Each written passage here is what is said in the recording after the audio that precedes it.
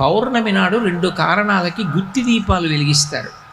మిగిలిన తిథులలో ప్రమిదలో దీపం వెలిగించిన ఒక్క పౌర్ణమి నాడు మాత్రం గుత్తి దీపం వెలిగిస్తారు.